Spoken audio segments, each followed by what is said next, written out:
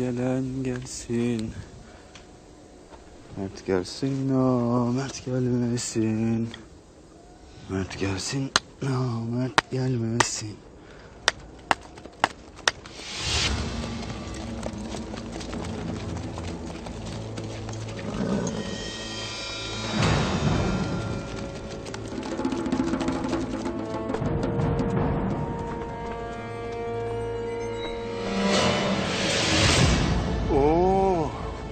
Keyfin yerindedir herhalde Doğan.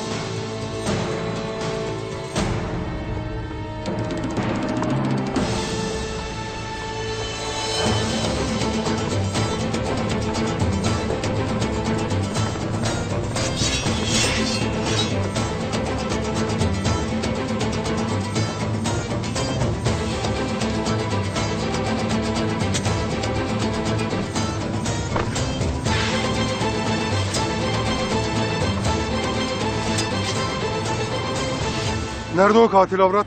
Banu Çiçek katil değildir kardeş. Nerede o? Zalime yem olmaktan kaçtı. Hakkın adaletine sığındı kardeş. Gündoğdu Bey nerededir? O mu kurtaracak seni?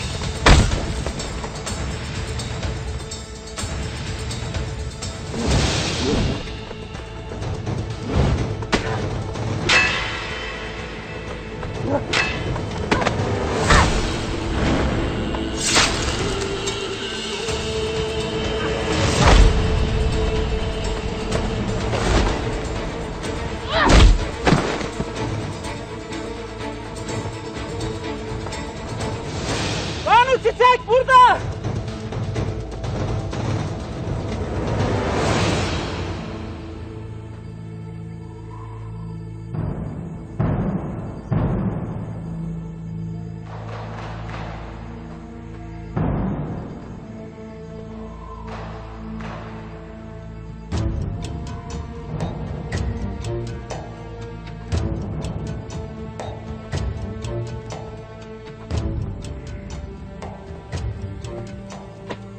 Ertuğrul Bey'in bu işte bir parmağı var mı? Ertuğrul Bey'imin müdahale yoktur. Ne yaptımsa Banu Çiçek'e olan sevdamdan yaptım.